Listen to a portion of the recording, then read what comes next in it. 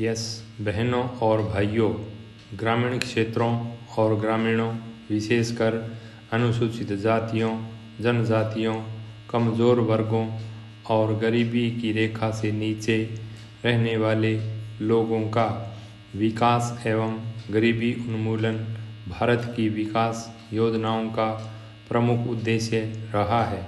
हमारे प्रधानमंत्री के नेतृत्व में ग्रामीण विकास हेतु जवाहर रोजगार योजना, 10 लाख कुओं के निर्माण की योजना, सुनिश्चित रोजगार योजना, समन्वित ग्रामीण विकास कार्यक्रम, ग्रामीण क्षेत्रों में महिला तथा बाल विकास कार्यक्रम, ग्रामीण युवा स्वरोजगार प्रशिक्षण योजना, ग्रामीण कारीगरों को उन्नत किस्म के औजार किट की आपूर्ति, सूखाग्रस्त क्षेत्र कार्यक्रम, ग्रामीण युवा स्वरोजगार प्रशिक्षण कार्यक्रम, मरुभूमि विकास कार्यक्रम, राजीव गांधी राष्ट्रीय पेयजल मिशन तथा ग्रामीण स्वच्छता आदि कार्यक्रमों का कार्यान्वयन तेजी से किया जा रहा है।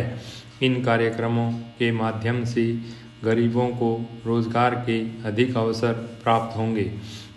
हमारे ग्राम प्रधानों के लिए केंद्र सरकार ने हर गांव में टेलीफोन उपलब्ध कराने की व्यवस्था की है ताकि उन्हें राज्य के मुख्यालय तथा केंद्र सरकार के मुख्यालयों से संपर्क करने में कोई कठिनाई न हो।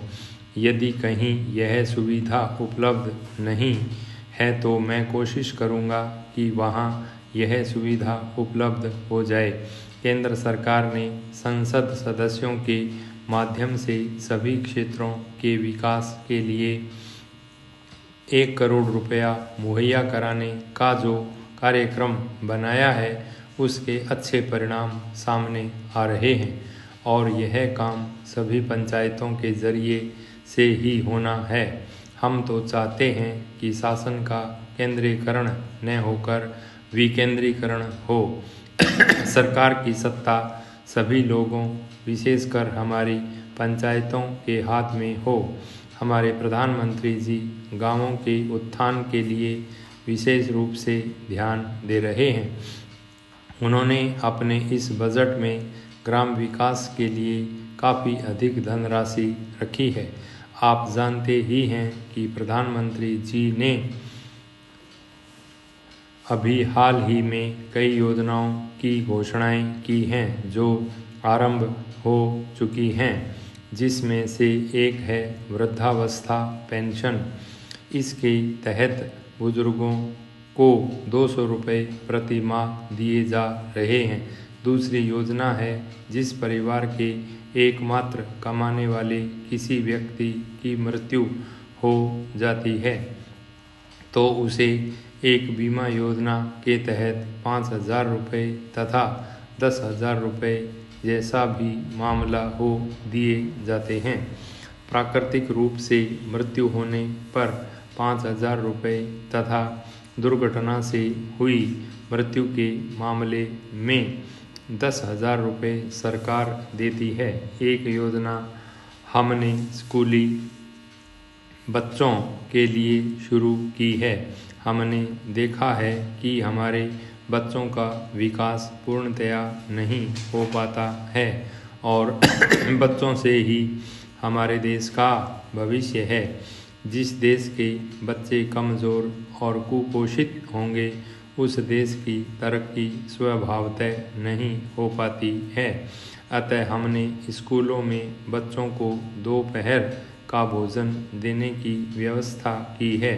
वैसे तो पंचायतों के माध्यम से हमने पहले से ही कई योजनाएं चलाई हुई हैं, जैसे कि महिला समृद्धि योजना, इंदिरा आवास योजना, मातृत्व लाभ योजना के दौरान 300 रुपये दिए जाते हैं। महोदय, मैं इस बात पर भी जोर देना चाहूँगा कि इस स्थिति का वास्तविक हल बेहोशी की दवा देकर नहीं किया जा सकता। इससे रोग के लक्षणों की उग्रता को तो कुछ समय के लिए भुला जा सकता है, पर अंततः तो रोग बढ़ ही जाता है। सभी जगह राजनीतिज्ञों की इस उलझन को मैं समझता हूँ, जो बड़े उपायों पर सच्ची सहमति न होने के अभाव में तात्कालिक लाभ के उपायों को ही प्राथमिकता देने लगते हैं।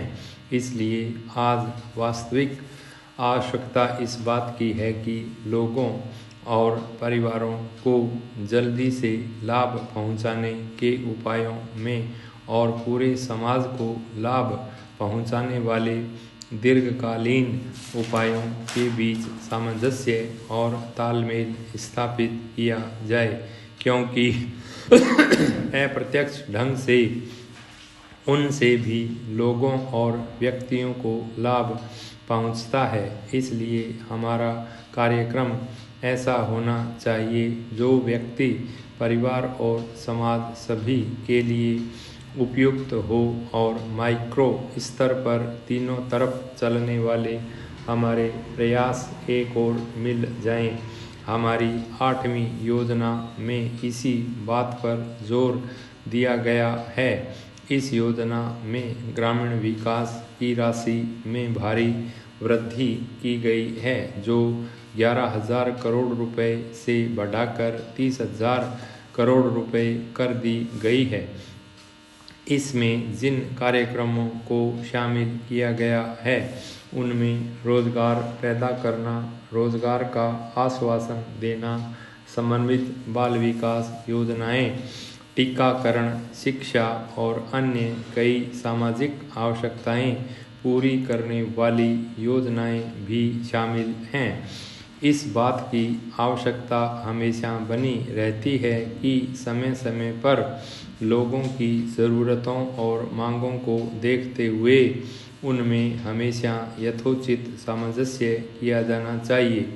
तथापि केवल इतना ही पर्याप्त नहीं होता कि योजनाएं शुरू कर दी जाएं। योजनाएं शुरू करने के साथ साथ यह भी ज़रूरी होता है कि लोगों को उन्हीं की भाषा में शिक्षित करने और समझाने के लिए एक व्यापक साधन और सतत अभियान चलाया जाए, ताकि उनके समझने और देखने के ढंग में जो छिद्र या गलतफहमी है उसे दूर किया जाए, क्योंकि प्राय उसके कारण विभिन्न प्रकार के आंदोलन शुरू हो जाते हैं।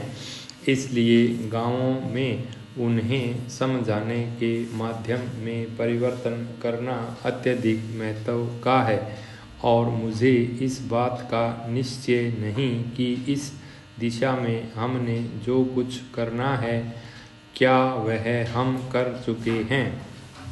प्रगति और वृद्धि की दर में तेजी लाने के मार्ग पर चलने के लिए सामूहिक प्रयास की ज़रूरत होती है।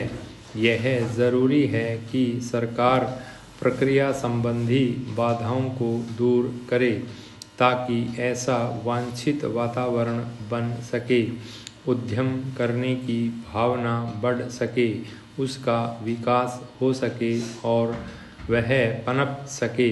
हमने यही करने की चेष्टा की है। अब यह काम उद्यमियों का है कि पूंजी निवेश करके उत्पादन बढ़ाकर तथा अधिक कुशलता लाकर ज़्यादा रोजगार पैदा करें और आय बढ़ाएं। आय बढ़ने के साथ साथ मांग बढ़ेगी और इस तरह उत्तरोत्तर वृद्धि का चक्र शुरू हो जाता है। भाई स्टॉप।